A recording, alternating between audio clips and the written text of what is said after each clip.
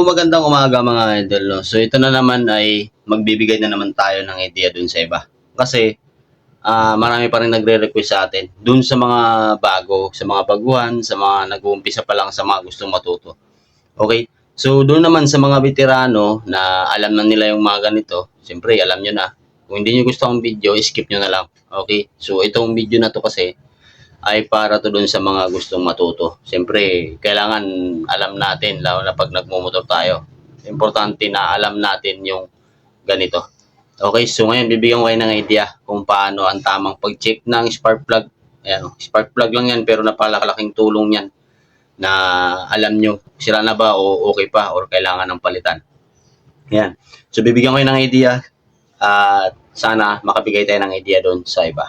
Alright, so umpisa natin mga idol. So yun mga idol, no, umpisa natin. So ito mga idol ang ginamit natin na spark plug na ititest natin ngayon ay pang DOC 200, DOC 390, Dominar, yung center spark plug po ng Dominar 400. So ayan, ititest natin kung paano ba ang tamang pag-check niyan na kailangan ng palitan or okay pa, kasi itong mga ganitong spark plug na malaki mga idol ay medyo may kamahalan din. Okay. So ngayon umpisa natin. So siyempre gamit na naman tayo ng ating digital meter. Yan, on natin, no. Yan, para alam din ng iba kasi malimit kasi dito mga idol. Nagpapalit tayo kaagad. So iniisip kasi natin spark plug ang problema. So hindi naman pala. Okay. So ngayon umpisa natin. So ayan, kung makikita nyo sa ating digital meter mga idol, so meron siyang positive, meron siyang positive, meron siyang negative. Okay, so mabilis lang to i-check mga idol kung palitin na ba yung ating spark plug.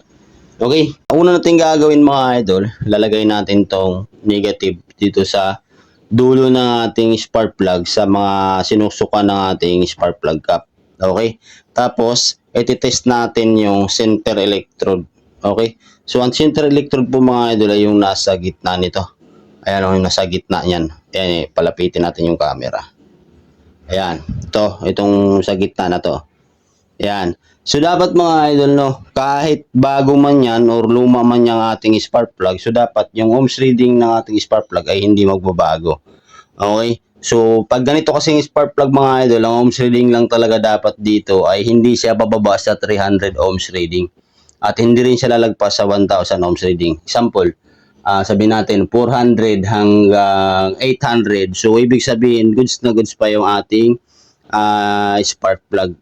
Okay, so ngayon iti-test natin, ano. So unahin muna natin, lagay muna natin dito. Yan, lagay natin dito. Tapos iti-test natin tong center electrode. So yung center electrode, yan po yung nasa gitna. Ayan, o. Yan, so kung makikita nyo, yung pinaka-ohms reading niya ay 402. So 402 ohms reading lang siya. So ibig sabihin, pasok na pasok pa siya sa pinaka-minimum na kailangan ng ating spark plug para magiging maganda pa rin yung andar ng ating motor. Okay? So ngayon naman mga idol, paano naman malalaman kung grounded yung ating spark plug? Okay, so ganito lang din mga idol, no? Ilagay nyo lang siya ulit dito. Yung yung negative, ilagay nyo lang ulit siya dyan sa dulo ng suksukan ng spark plug cap. Tapos iti-test nyo to. Ayan, itong bakal na to. So kahit alin dyan. Ngayon, kung magkakaroon ng reading yung ating digital meter, multimeter mga idol, ibig sabihin, grounded na po yung ating spark plug. So ibig sabihin nun, nagkakaroon ng problema nitong loob nito. Okay, so ayan, test light, test natin. So dapat pagdating sa tuto kahit alin bakal dito, ayan. So wala dapat lalabas na reading. So ibig sabihin ay goods pa yung ating spark plug. Okay, so hindi siya grounded, hindi rin putol yung center electrode. Ayan, kasi meron siyang laman.